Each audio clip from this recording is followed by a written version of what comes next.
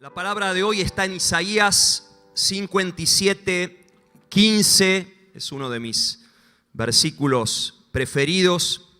Isaías 57:15. Y dice así: porque así dijo el alto y sublime, el que habita la eternidad y cuyo nombre es el Santo. Yo habito, dice Dios, en la altura y la santidad y con el quebrantado y humilde de espíritu. ¿Para qué? Para hacer vivir el espíritu de los humildes y para vivificar el corazón de los quebrantados. Dale un aplauso al Señor por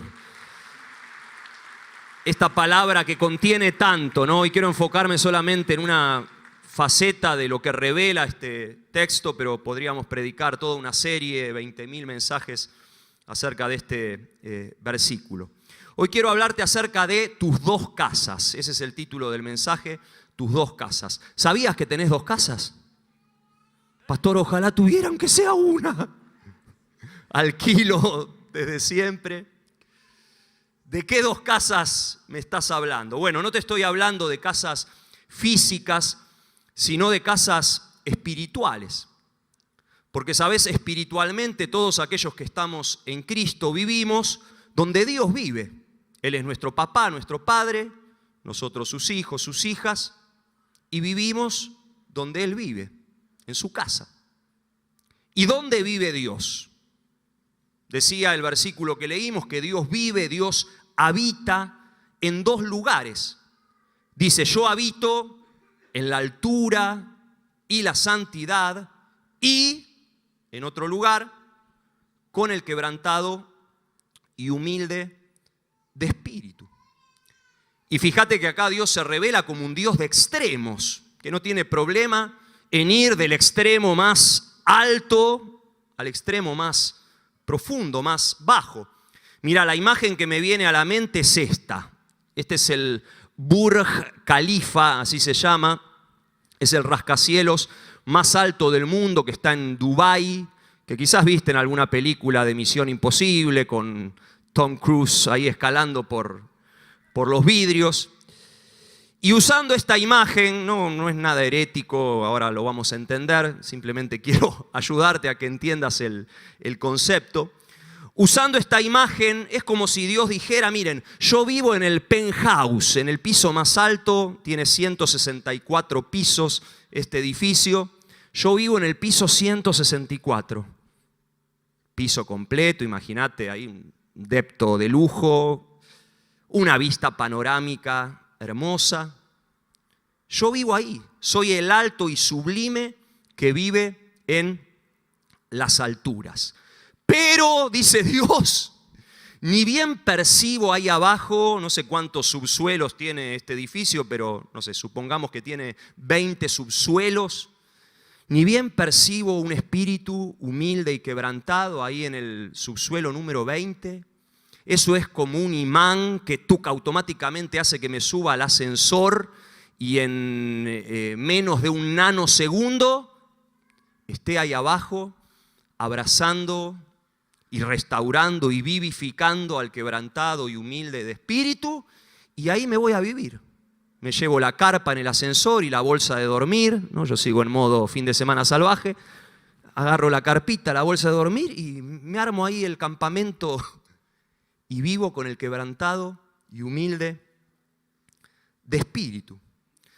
Y de nuevo, obviamente esto es una ilustración para que captemos el concepto. Sabemos que Dios es omnipresente, eso significa que Él puede habitar en dos lugares en simultáneo y en millones, infinitos lugares simultáneamente.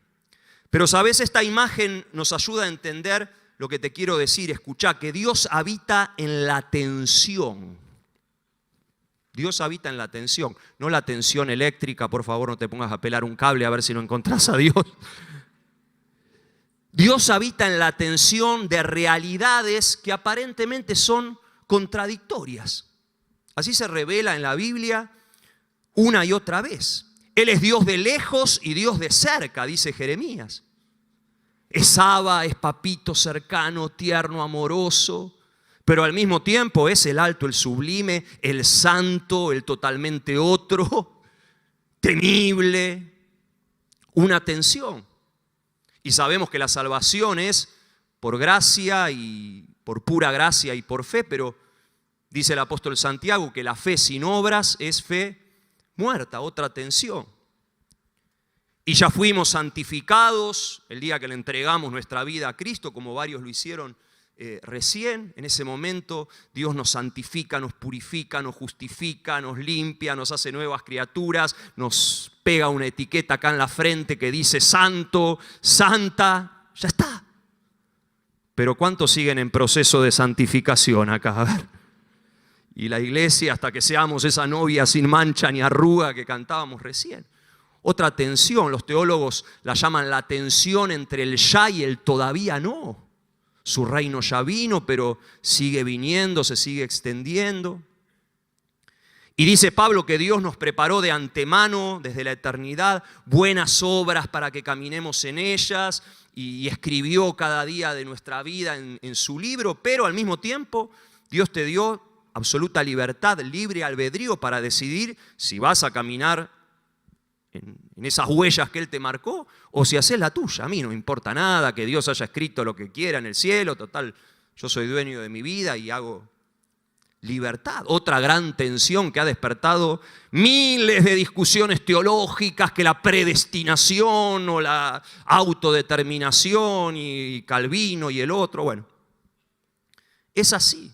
Y así pasa con cada verdad de la Biblia. Hay una tensión que no podés resolver, hay que aprender a convivir con la tensión, en esto y en todo. Yo estoy hoy acá parado con una mezcla de tensiones, ¿no? Dicen los expertos en oratoria que uno tiene que desarrollar un sano estrés, el EU3 lo llaman. Si yo me parara hoy acá todo relajado, bueno, ¿qué me importa? Sería un desastre. O viceversa, si me paro todo nervioso, tenso, con pánico escénico. Tiene que haber un poquito de todo. Y lo mismo pasa con Dios. Dios habita ahí, no podés resolver la tensión, tenés que convivir con ella y ahí lo vas a encontrar a Dios. Y este es mi punto hoy. Escucha, no quiero hablarte tanto acerca de cosas teológicas o de Dios, sino de nosotros. Así como Dios habita en la tensión de estos dos lugares, el alto y el bajo, vos y yo también tenemos que aprender a vivir en la tensión de nuestras dos casas y habitar plenamente nuestras dos casas. Y estas son tus dos casas, acá te las presento. Tu casa de oro y tu casa de barro. Tu casa de oro es tu casa celestial, tu celestialidad. No te asustes con la palabra, yo sé que suena así muy elevada o mística, pero es algo bien sencillo. Porque Pablo dice que si estás en Cristo, ¿dónde estás sentado, sentada? ¿Dónde vivís espiritualmente? En la celestialidad. Efesios 2:6 dice, y en unión con Cristo, Dios nos resucitó y nos hizo sentar con Él en las regiones celestiales. Es decir, al unirte a Cristo, Dios te llevó a vivir con Él a su piso 164. ¿Cuántos dicen amén a eso? Yo quiero irme a vivir a Dubái. Espiritualmente pasó eso. Y no solo que te llevó a vivir con Él, dice Pablo que Dios nos hizo coherederos con Cristo. Es decir, ahora su casa de oro es tu casa también, con todo lo que esa casa contiene, toda la herencia espiritual que tenemos en Cristo. Esa es nuestra casa de oro, pero también está la otra casa, que es nuestra casa de barro, la de acá abajo, que es tu humanidad. Le estoy predicando a seres humanos hoy en esta mañana acá, a ver dónde están los seres humanos. Qué bueno. La humanidad. Y dice también Pablo que todo ese tesoro celestial Dios lo colocó, lo depositó en vasijas de barro. Toda la herencia, todo el tesoro divino lo llevamos contenido en vasijas de barro, 2 de Corintios 4:7. Pero tenemos este tesoro en vasijas de barro para que se vea que tan sublime poder no es algo mío, sino que viene de Dios. Y decía Isaías que Dios habita ¿con quién? Con el quebrantado y humilde Y es curioso que la palabra humildad tiene la misma raíz que estas otras palabras. Mira, humanidad, humor, y todas esas palabras vienen de humus. ¿Qué es el humus? La tierra, ¿no? Humildad es estar en contacto con la tierra, con el barro, con la realidad. Y es curioso que humor tiene la misma raíz, ¿no? Cada vez que perdés el sentido del humor es porque el orgullo te está jugando una mala pasada.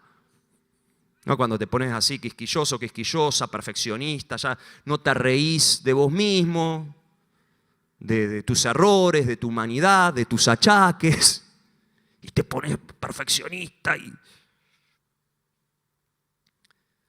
y no te permitís ser humano, ser humana. Ahora, esta tensión, ¿no?, de tener dos casas como que nos tensa, valga la redundancia. A veces nos confunde. Por un lado tenemos esta casa celestial y ahí estamos posicionados espiritualmente, sí, lo entendemos. Ahí está nuestro verdadero domicilio, nuestra verdadera ciudadanía. Le decía Pablo a los filipenses, ahí en Filipenses 3:20, nuestra ciudadanía está en los cielos. Y se lo decía a gente ahí en la iglesia de Filipo que evidentemente estaban viviendo solo para lo temporal, para el acá, para el ahora, para lo terrenal. Y Pablo les dice, che, ojo que estamos de paso acá y que la vida es muy corta y tenemos que vivir enfocados en nuestro verdadero domicilio, ciudadanía. Y por otro lado, Jesús oró esto por sus discípulos, es decir, por vos y por mí. Dijo, Padre, no te pido que los quites del mundo, que los lleves a vivir ahí a una esfera hermética. No, sino que los protejas del maligno. Ellos no son del mundo, como tampoco lo soy yo. Es decir, estamos en el mundo, pero no somos del mundo.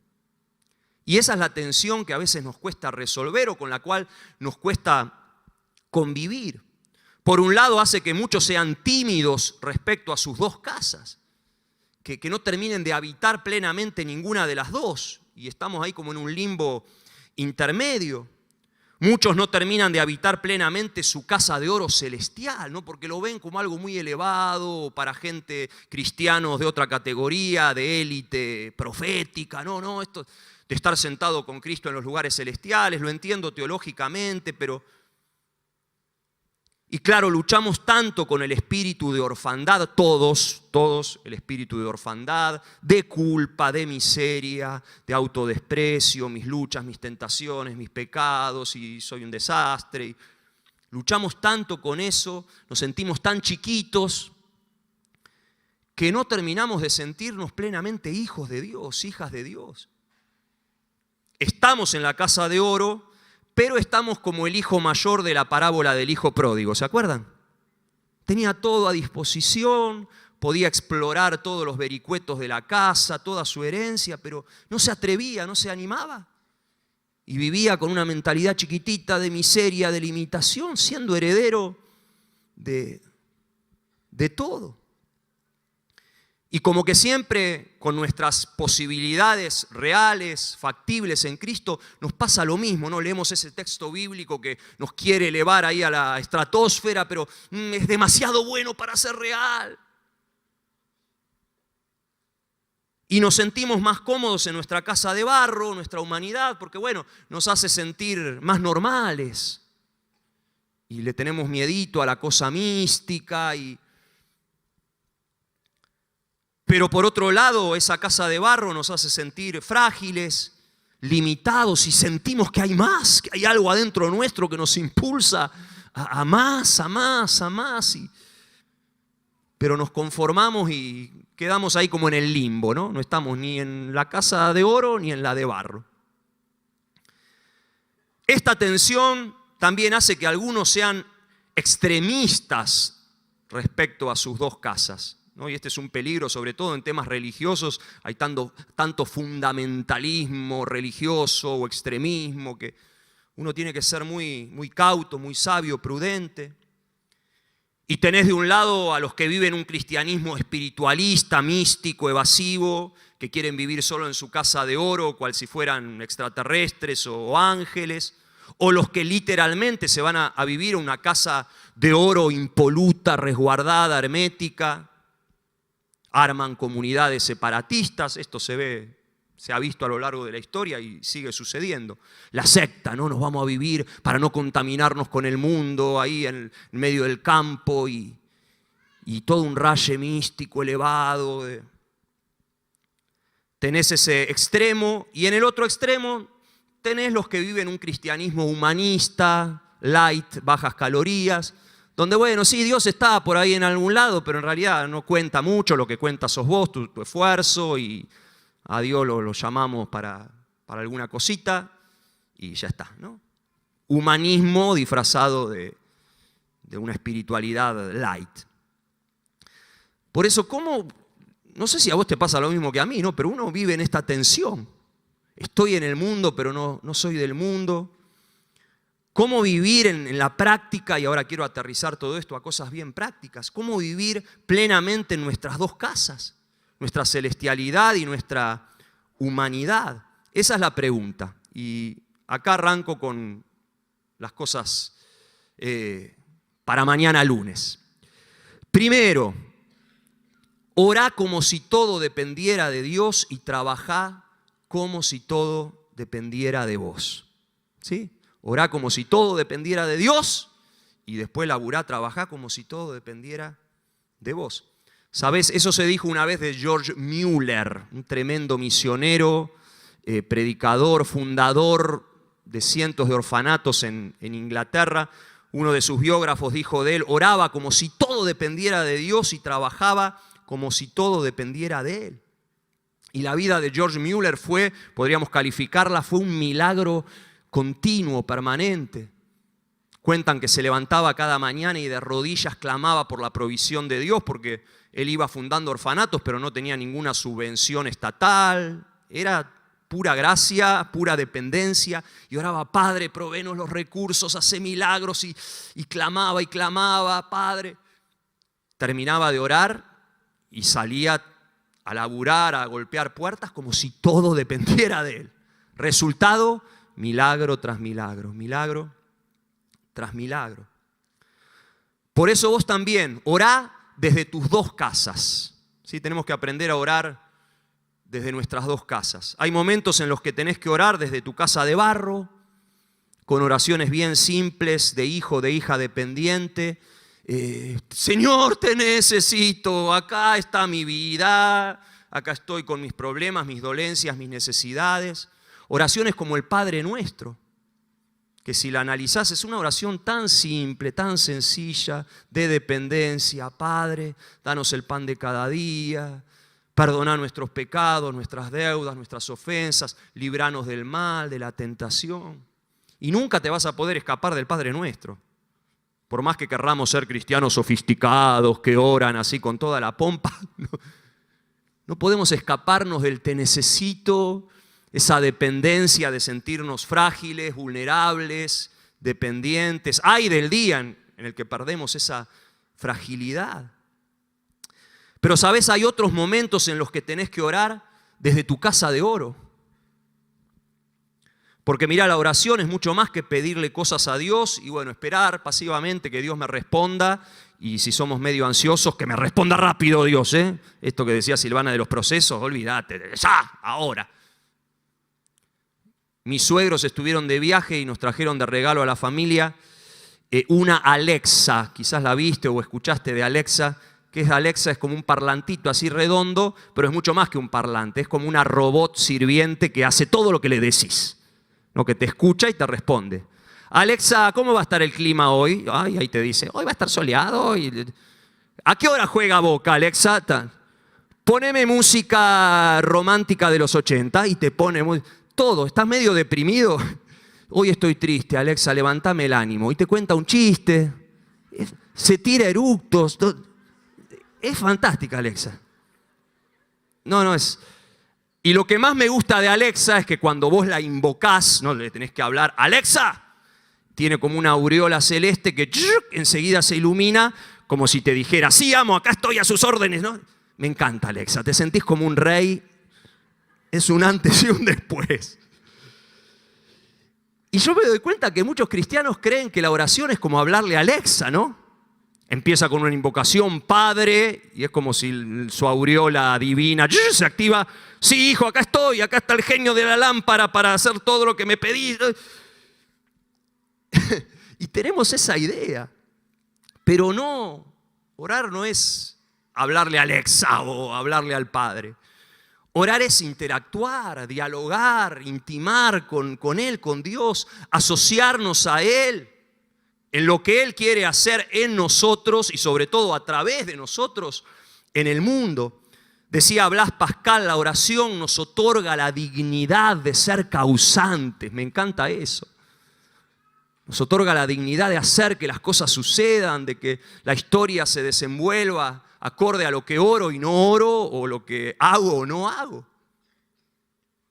Y estar sentados juntamente con Cristo en lugares celestiales no es solo una imagen linda del cielo, significa que somos socios del Señor, coherederos, estamos ahí juntitos y, a ver, maestro, ¿cómo hacemos esto? ¿Cómo encaramos esta situación, este problema? E ir juntos, salir juntos a la calle, a la vida, a los desafíos. Para poner un ejemplo bien simple, ¿no? Estás orando por un trabajo, estás desocupado, desocupada. Hay un momento para orar desde tu casa de barro, en plena dependencia. Señor, provéeme ese trabajo, abrime una puerta, por favor, vos sabés que lo necesito. Y orás ahí, orás el Padre Nuestro. Pero hay otro momento para orar desde la casa de oro. Y dice, bueno, Señor, dame sabiduría, Espíritu Santo, qué puerta tengo que tocar, dónde tengo que ir, con quién tengo que conectarme en la iglesia, alguien que me asesore, que me guíe. Mostrame, dame las fuerzas, la sabiduría. Y una vez que oraste desde las dos casas, ahí salís a trabajar como si todo dependiera de vos. ¿Qué te va a pasar? Vas a experimentar milagro tras milagro como los que experimentaba George Mueller. Es así. Por eso, y declará también, ¿no? Orar desde el cielo, desde tu casa de oro, es, Señor, declaro que hay una puerta que se abre, profetizar, tomar autoridad en Cristo. Bueno, lo que siempre nos enseña el pastor Carlos. Orá desde tus dos casas y trabajá desde tus dos casas también. Esto es fundamental. ¿Qué significa esto? Sencillo, santificá tu trabajo. A mí me desespera porque tantos cristianos siguen en esta dicotomía, este dualismo, no tienen su compartimento, compartimentan la vida, no la dividen. Está mi parte santa, sagrada, que es mi vida de oración, mi servicio acá en la iglesia, cuando vengo, me congrego, domingo, sábado, bueno, mi vida espiritual, y después está mi vida secular, esa palabra horrible, ¿no? Mi vida mundana. Y ahí metes, ¿no? Tu trabajo, el pagar los impuestos, el colegio de los chicos. Esa es una herejía, ¿no? Ya viene de los gnósticos del siglo I que creían que lo espiritual es lo intangible y que todo lo material por definición es pecaminoso, mundano, ¿no? Tenemos que sacarnos esa idea de la cabeza de una vez por todas, por favor. Todo es sagrado, todo es espiritual. Y un santo es aquel que ve todo santo, que todo lo filtra a través de sus anteojos santos. Mi trabajo es santo, mi cuerpo es santo, el sexo es santo, el dinero es santo, la comida es santa, la naturaleza es santa, todo es santo. Y siempre repetimos, ¿no? Tu trabajo es mucho más que el medio para ganarte la vida y llevar el pan a tu mesa. Tu trabajo es tu principal ministerio, tu principal plataforma de servicio al mundo. Y no es solo para esta casa de barro acá abajo. Voy a decir algo que quizás a alguno no le guste mucho, pero es lo que va a pasar. En el cielo vas a laburar por la eternidad. ¿Cuántos dicen amén a eso? No escucho mucho. Vas a laburar por la eternidad. No con el sudor de tu frente post caída de Adán, sino como trabajaba Adán antes de haber caído en pecado. En un trabajo creativo, fecundo, de multiplicación, de expansión al infinito y más allá. Va a ser divertidísimo el cielo. ¿Cuántos están listos para laburar conociendo a Dios y portando su esencia creativa por siempre? Maravilloso. Por eso orá como si todo dependiera de Dios y trabajá como si todo dependiera de vos y por favor integrá todo, ¿no? Uní todo en esta sana tensión. Segundo, expresá tus preocupaciones más urgentes y deja que Dios te muestre sus pensamientos y caminos más trascendentes, más elevados, porque dice la Biblia que los pensamientos y los caminos de Dios son, ¿qué cosa? Más altos que los nuestros. Es decir, por un lado, desde tu casa de barro, esto que te decía, mis urgencias más sentidas, más inmediatas, más humanas. Señor, estoy desesperado porque me vino el aumento de gas. Señor, no doy más con el achaque que tengo acá en la cintura. Saname. Señor, ¿cuándo me vas a mandar el esposo, la esposa? Orá así y no filtres nada. El otro día le hablaba de esto a los jóvenes, ¿no? No tengas ese prurito, no, ¿cómo le voy a decir a Dios? Vos pedile todo, porque mirá, si a vos te preocupa, a Dios le preocupa. Si a vos te preocupa, a Dios le preocupa. Me acuerdo que en una época me daba como cosita orar por las mascotas. Cuando algún hermano o hermana de la iglesia se me acercaba y me pedía, pastor, ore por mi perrito Bobby que está enfermo. Oraba pero sin mucha fe, oraba medio por compromiso. Señor, sanale al Bobby. Y Dios me tuvo que corregir. Primero porque me di cuenta que para muchas personas un perro o un gato es como un hijo y lo viven así y está bien. Y segundo porque me di cuenta que a Dios sí le importa la salud de los animales. Ahora, el punto es que cuando no expresamos nuestras preocupaciones más urgentes y básicas, sea la salud de tu mascota o lo más básico y humano de todo, en el fondo lo que estamos haciendo es negar nuestra humanidad. Nos estamos escapando de nuestra casa de barro porque sentimos que nuestros deseos son demasiado berretas, bajos para expresarlos a Dios o a otra persona. ¿Cómo le voy a ir a pedir al pastor que ore por mi perro? ¿No? Y ahí es donde empezamos a poner filtros y a escaparnos de esa casa de barro. Y claro, se supone que un cristiano maduro está más allá del bien y del mal. ¿Cómo voy a orar por un milagro para el perro? ¿Cómo le voy a pedir a Dios que multiplique el vino en una fiesta para que los comensales sigan chupando? ¿Cómo vamos a molestar a Jesús por esto? Menos mal que María no pensó así, ¿sí o no? Y que tuvo la caradurez de, sí, si a vos te preocupa, a Dios le preocupa. Por eso, por un lado, acá está la atención. Vos siempre expresá tus preocupaciones sin filtro, desde tu casa de barro. No lo reprimas, porque todo lo que reprimimos, después vamos a buscar una manera humana para hacer una trampita, ¿no? Escuché el mensaje que le prediqué a los jóvenes el sábado pasado, ¿no? Y ahí nos vamos para lados errados. Expresá todo, pero al mismo tiempo dejá que Dios te lleve a tu casa de oro y que te muestre lo que a Él más le preocupa. Que mirá, lo que más le preocupa a Dios no es la luminosidad de los anillos de Saturno. ¿Qué es lo que más le preocupa a Dios? Tu vida, tus necesidades. Ahora, tus verdaderas necesidades. Las que están debajo de esas que son las más urgentes o aparentes. La otra vez estaba leyendo la carta de Primera de Corintios, la carta que Pablo le escribe a los Corintios, y descubrí la topografía de esta carta. Mira, es como una montaña rusa, ¿no? Como una sucesión de cimas y valles o un electrocardiograma.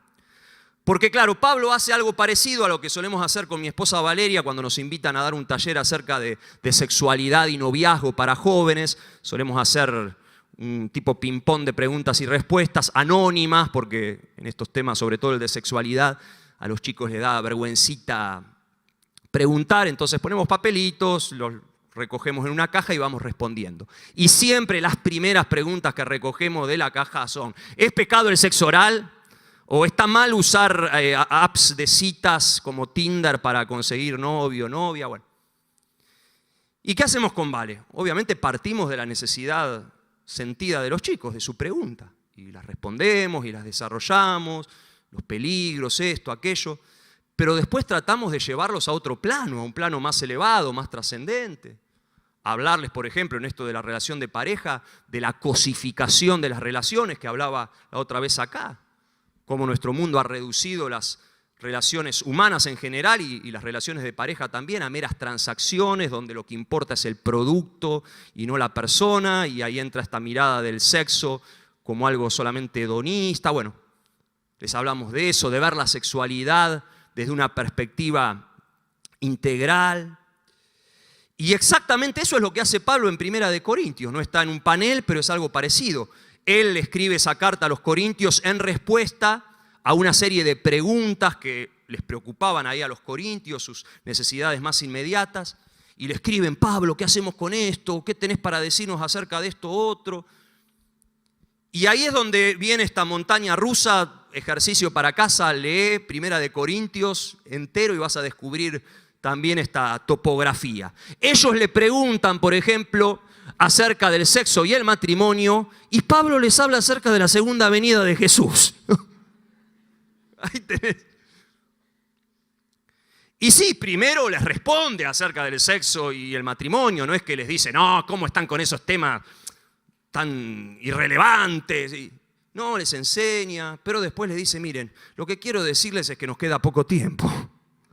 Así que el que esté casado haga de cuenta como que no lo está, y el que no, bueno, si no puede mantenerse como yo, les recomienda a los solteros: no se casen, vivan enfocados en Cristo, pero bueno, no todos tienen ese don, dice Pablo, así que si quieren casarse, cásense, tengan hijos, sean felices. Y los lleva a un plano más elevado. Ellos le preguntan acerca de los dones espirituales y Pablo les habla acerca del camino más alto del amor. Y de nuevo les enseña acerca de los dones como buen pastor y docente. El de lengua, el de profecía, los diferentes ministerios, operaciones. Dedica un buen tiempo para eso. Pero después, ¿se acuerdan? 1 Corintios 13, les dice: todo bien, pero déjenme mostrarles un camino más alto, más elevado. Y les empieza a hablar del amor en ese capítulo glorioso. Ellos le preguntan acerca de los alimentos sacrificados a los ídolos y Pablo les habla acerca de cómo usar su libertad sin que sea de tropiezo. Porque les preocupaba esto: Pablo, vamos a la carnicería y no sabemos si el bife de chorizo fue consagrado a un ídolo. ¿Qué hacemos? ¿Me compro el bife o no me lo compro? Y Pablo les dice: miren, les explica de nuevo como pastor, si ustedes oran por ese alimento y lo agradecen, ya está santificado, lo que contamina no es lo que entra en el vientre, pero aprovecha ese tema para llevarlos a otro nivel de pensamiento y de filtro. Miren, todo me es lícito, pero no todo me conviene. Todo me es lícito, pero no todo me edifica. Todo me es lícito, pero ojo que hay muchas cosas que pueden controlarlos, dominarlos. Y ojo que por más que vos tengas libertad de conciencia para comer sin hacerte drama el bife de chorizo, quizás al de al lado le resulte de tropiezo, porque tiene una conciencia más débil. Y les habla de eso, ¿no? Ojo, no usen su libertad negativamente, úsenla bien, porque ahí sí, lo que en sí era un acto no pecaminoso se transforma en algo malo, no por el bife de chorizo, sino por lo que está provocando en el otro. Y ahí lo lleva Pablo, ¿no? A un plano más elevado. Y por eso en las iglesias y en esta iglesia necesitamos un ministerio pastoral docente fuerte como el que tenemos para enseñarnos a vivir en nuestra casa de barro bien, en el matrimonio, en tu economía, en el trabajo. Eso es fundamental. Y necesitamos también un ministerio profético fuerte que nos lleve al piso 164 y nos enseñe a ver la vida desde el balcón del cielo como Dios la ve. Esa mirada trascendente desde la casa de oro. Deja que Dios eleve tus conversaciones. Permití que lo haga con Él y con los demás. Que eleve también tus intereses, tus pensamientos. ¿Cómo se hace eso?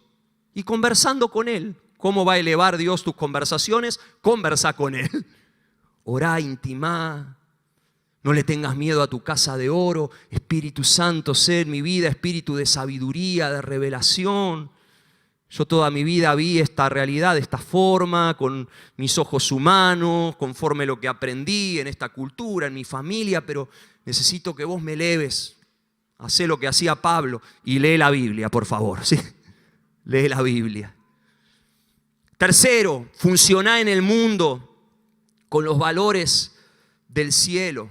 Y acá es donde la cosa se pone medio tensa, ¿no? Porque de afuera uno lo ve y dice, qué fácil, sí, funciona en el mundo con los valores del cielo. Es fácil.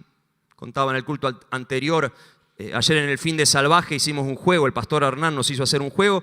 Tan fácil era, viéndolo de afuera, era clavar un clavo en una madera, ¿no? Un pedazo de tronco ahí.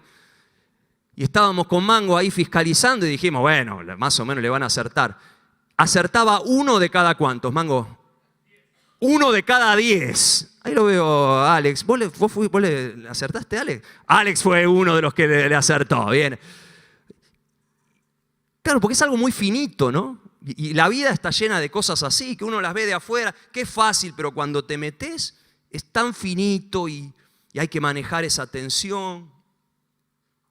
Funcionar en el mundo con los valores del cielo. Bueno, ¿qué significa eso? Te doy 2 ejemplos. Primero, Naamán en Siria. Quizás recuerdes la historia de Naamán. Naamán era el capitán del ejército de Siria, una nación pagana, idolátrica. Estaba enfermo de lepra y le llega la noticia de que en Israel había un tal profeta Eliseo, que Dios lo usaba para hacer milagros. Así que Naamán enseguida arma toda la comitiva, se hace su viajecito ahí a Israel, lo va a ver a Eliseo y te resumo la historia, Dios lo sana. ¿Te acordás? Se sumerge ahí en el río Jordán, Dios hace un milagro. Pero antes de volver a Siria, feliz, contento, ya sano, le dice algo curioso a Eliseo.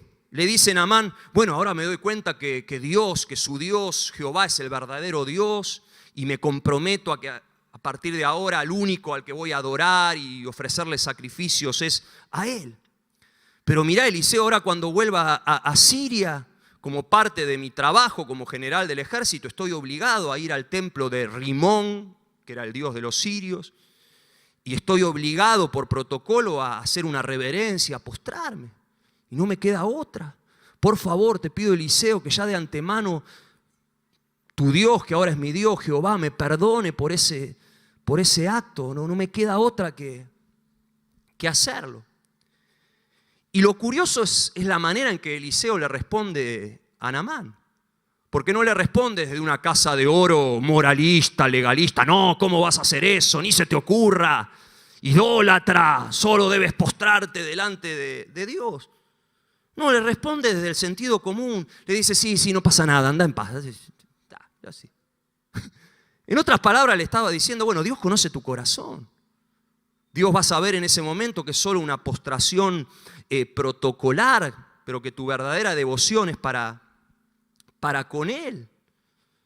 Pero vos andá y seguís funcionando donde venía funcionando, en tu trabajo secular como general del ejército, porque ahora Dios te quiere usar para hacer luz ahí en Siria y que todos los sirios descubran que el verdadero Dios es Jehová.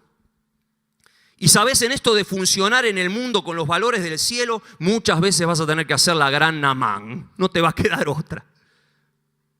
Y no te estoy hablando de hacer trampa, ni que se entienda bien, por favor. Nadie agarre la gran Naamán para hacer. Trabajes en lo que trabajes. Te doy algunos ejemplos. Me contaban algunos estudiantes acá de la iglesia de medicina o de psicología, que ahora en esta cultura que está toda atravesada por la ideología de género, en los exámenes finales para poder graduarte y que te den la matrícula, no te queda otra que responder esos cuestionarios pro ideología de género, y si no los respondés como el sistema te impone que tenés que responderlos directamente, no te dan la matrícula ni nada. Entonces ahí la opción es, ok, o no respondo nada o me pongo así en moralista, o bueno, hago la gran Naamán. Respondo después en las conversaciones entre colegas o en una clase, ahí sí defenderé mis convicciones, mis valores, mis principios, el hecho de que Dios nos creó varones y mujeres, pero ahí no me queda otra.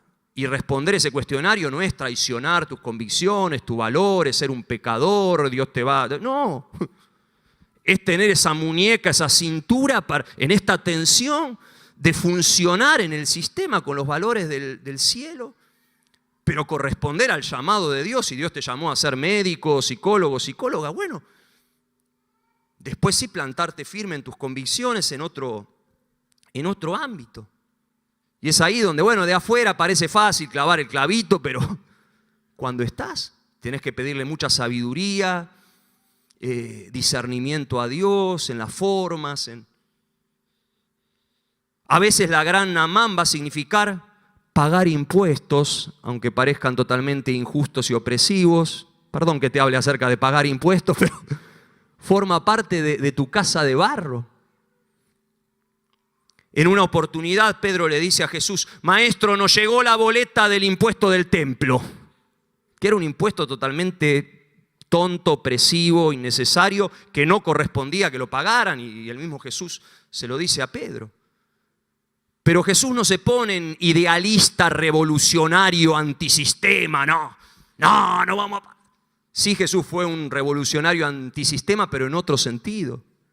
Él dijo: mi reino no es de este mundo, y denle al César lo que es del César. Y a Pedro le dice eso: mira, en realidad no corresponde que lo paguemos, pero para no armar escándalo, para no polemizar, andá al lago, pescá un pez, vas a encontrar una moneda, y andá y garpales el impuesto al templo aunque no corresponda, y asunto resuelto.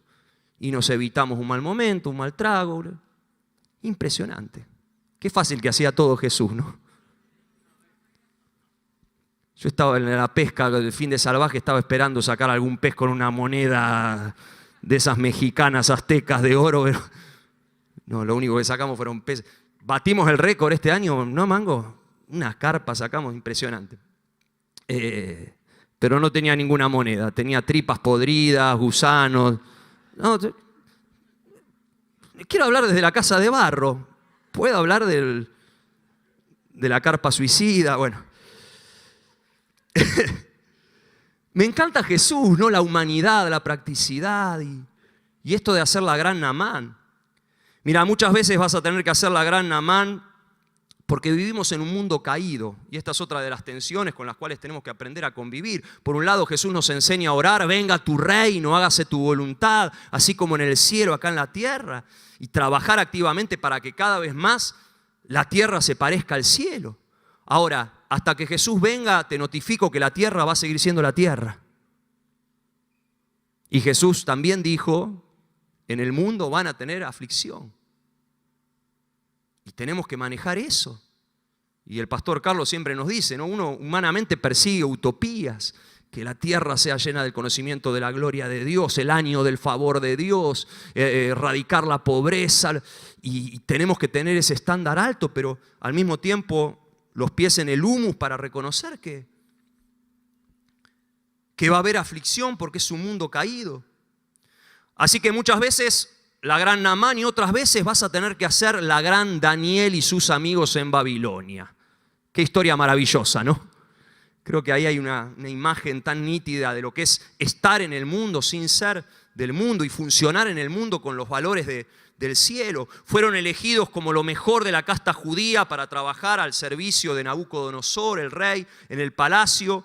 Y en varias oportunidades ahí sí tuvieron que plantarse firmes y ser intransigentes y no transar por nada sus valores.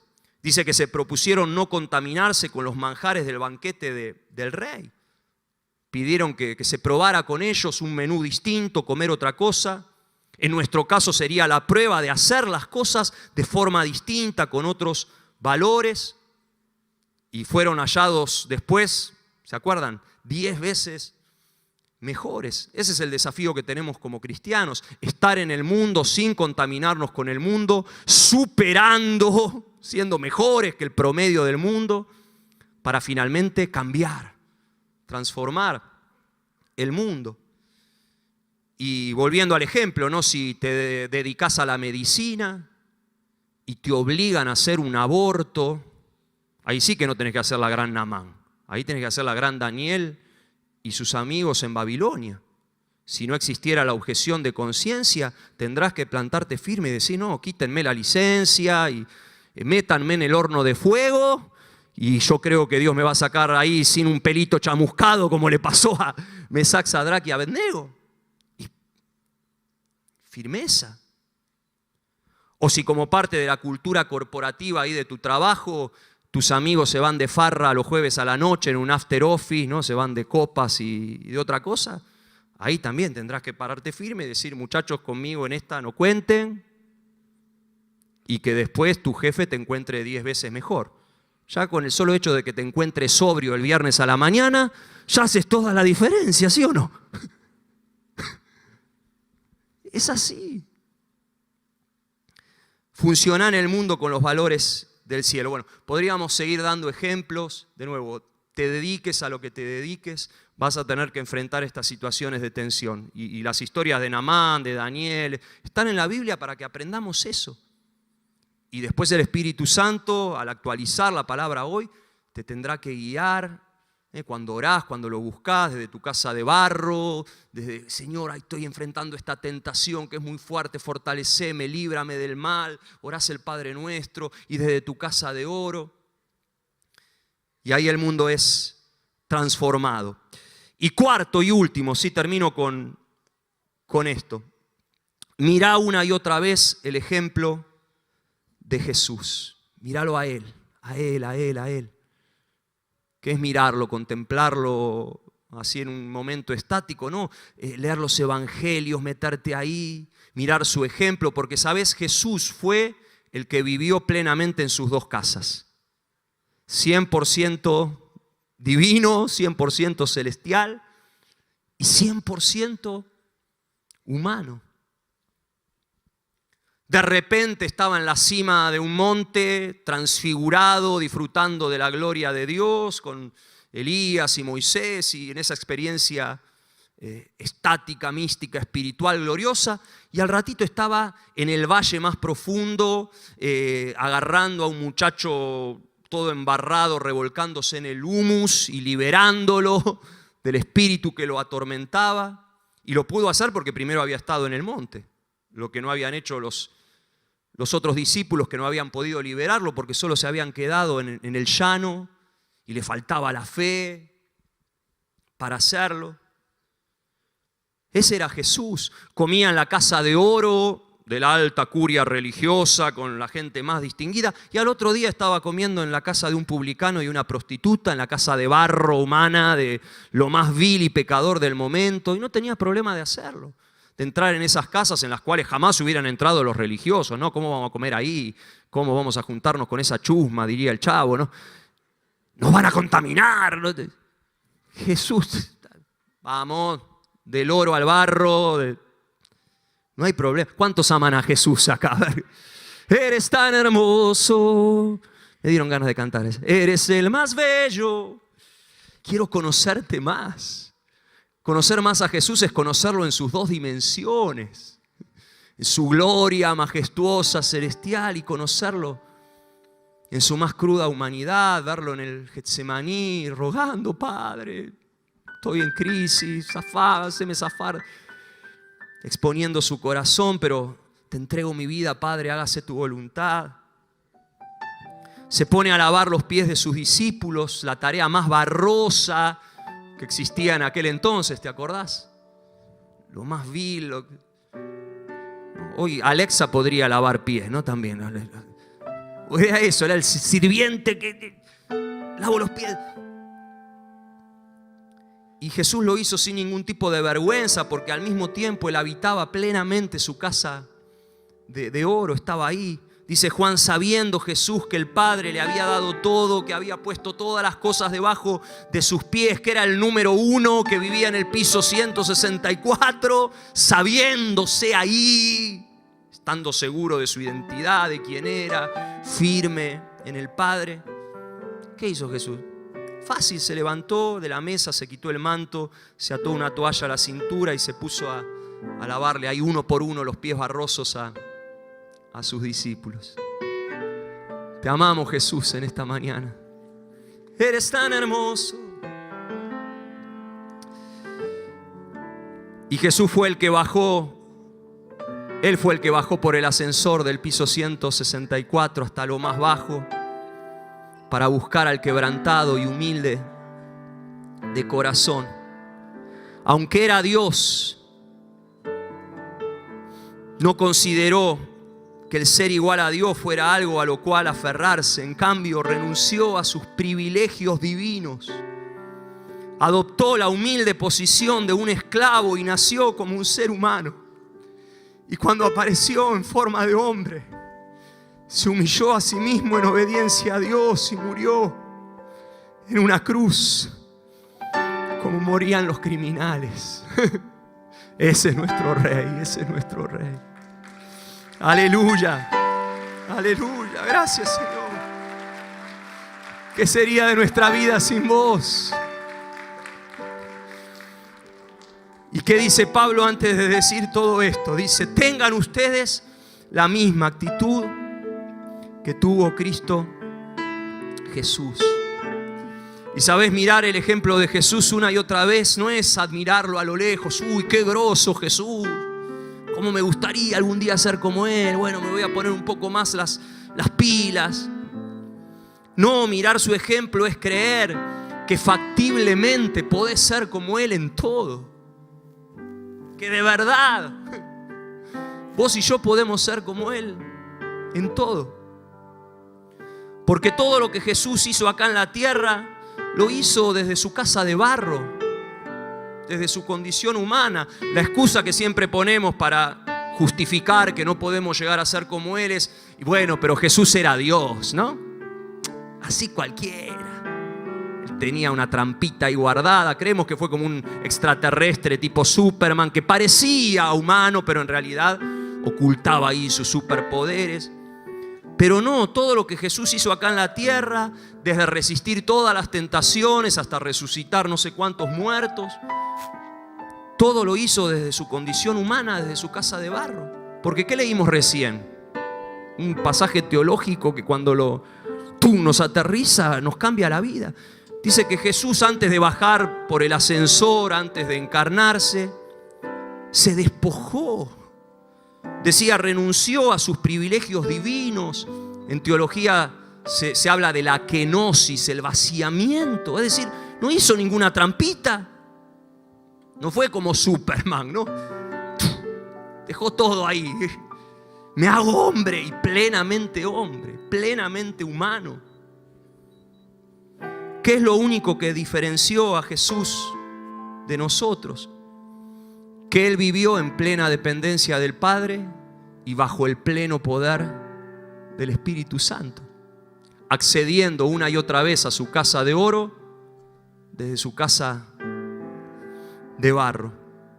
Y sabes, en definitiva, eso es lo que tenemos que hacer vos y yo también. Es eso. ¿Cómo lo hacemos? Bueno, el pastor Carlos nos decía el domingo pasado en un mensaje poderoso que no dejemos de luchar hasta ser la mejor versión de nosotros mismos. Y sabes, yo descubrí que la mejor versión de mí mismo es mi versión crucificada, mi versión muerta. Ya no vivo yo, mas vive Cristo en mí. Por eso dice Pablo, tengan ustedes la misma actitud que tuvo Cristo Jesús. Hagan lo que Él hizo.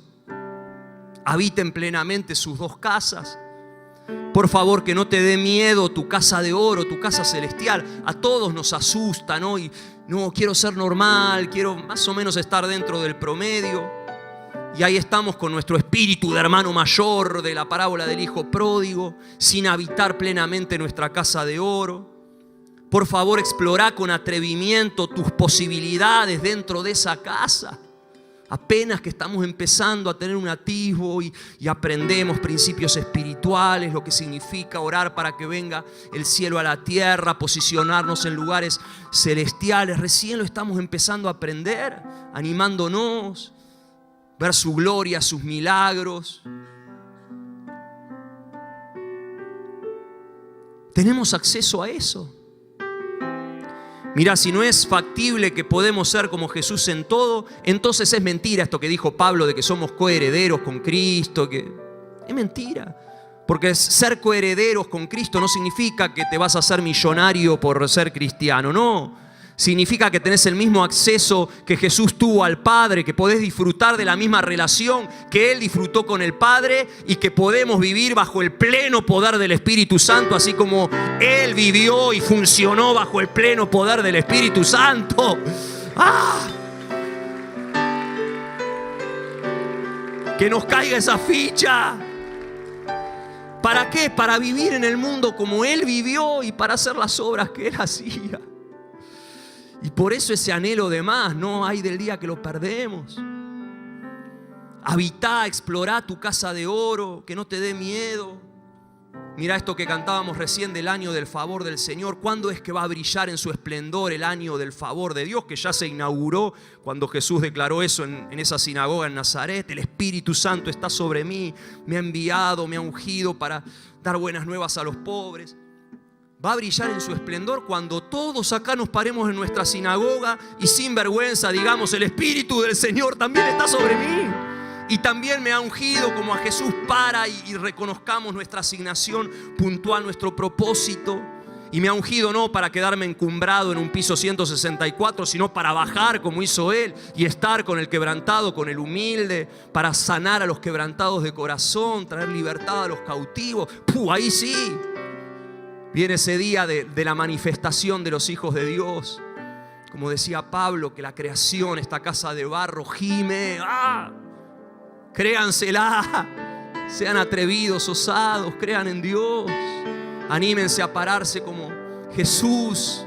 Sí, soy un ser celestial en esta vasija de barro, pero tengo el mismo espíritu que estuvo sobre Jesús, tengo el mismo acceso al Padre que tuvo Él. Puedo disfrutar, no solo disfrutar de lo mismo, sino hacer lo mismo. Que no te dé miedo tu casa de oro y que no te dé vergüenza tu casa de barro, tu humanidad. No la niegues, no la reprimas, no. Sé como Jesús, plenamente humano, humana, porque Dios habita en tu quebranto. ¿Para qué? Para repararte y para vivificarte. Y su poder se perfecciona en nuestra debilidad. A menos que seas un ángel, ponete de pie, dale un aplauso bien grande ahí al Señor. Y párate desde tu humanidad y dependencia y vamos a orar en esta mañana. Tómate de la mano del que tenés a la derecha, a la izquierda, así como familia, como iglesia. El hecho de estar en contacto con una mano humana nos humaniza, ¿sí? Nos hace estar en contacto con el humus, con la tierra.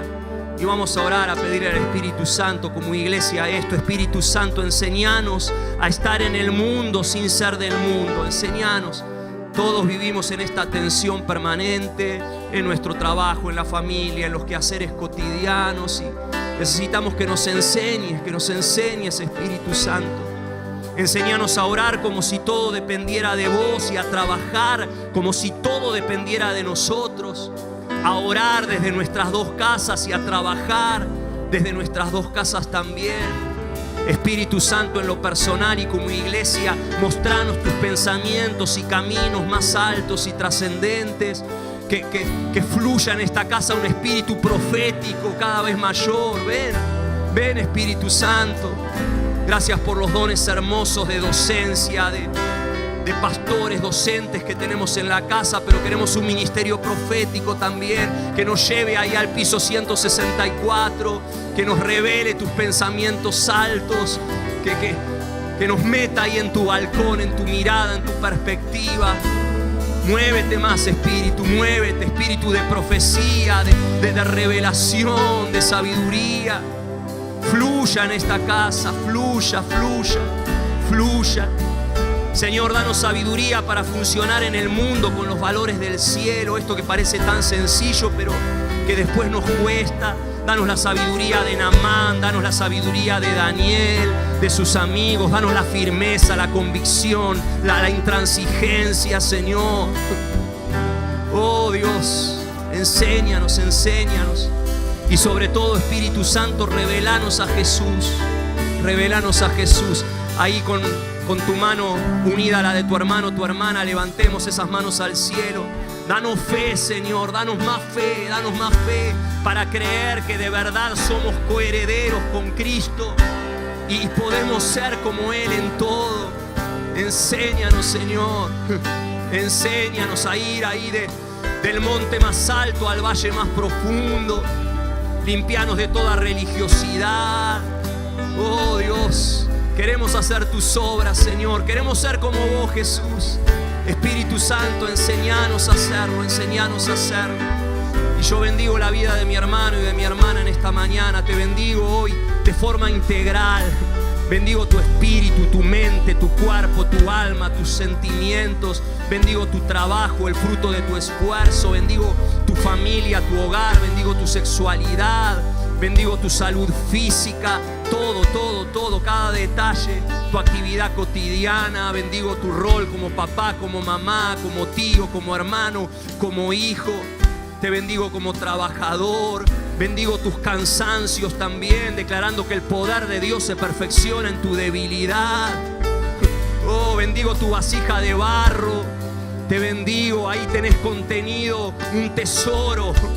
Ahí tenés contenido al Espíritu Santo. Ahí tenés contenido a Cristo, su sabiduría, su unción que te va a enseñar todas las cosas, que te va a marcar el camino, que te va a decir andar a la derecha, a la izquierda. Ahí tenés su poder, al Dios que viene a vivificarte. Si hoy te sentís quebrantado, abatido, caído, ahora dice la palabra que Dios habita con el quebrantado para vivificarlo. Ahora recibí ese toque de Dios que te vivifica. Oh, bendigo tu compromiso con el cuerpo, con la comunidad. Sí. Ahí aprendemos, acá aprendemos a ser humanos, a abrir el corazón, a no ser caretas, a ser vulnerables. Bendigo tu compromiso, no quieras vivir una espiritualidad evasiva, mística, separatista. Dios te llamó a un cuerpo, a una casa, a una vasija de barro, a este lugar que no es el club de los perfectos, sino la hermandad de los sinvergüenzas. Oh, bendita sea esta casa, Señor, nuestra casa de barro y nuestra casa humana acá en la tierra. La iglesia que un día va a ser una novia sin mancha ni arrugas. Seguí transformándonos, Señor, y sobre todo seguí usándonos para que el año de tu favor brille en su plenitud. Bendigo la vida de mis hermanos y bendigo la iglesia en esta mañana, y lo hago en el nombre de Jesús. Amén, amén y amén. Amén. Que así sea.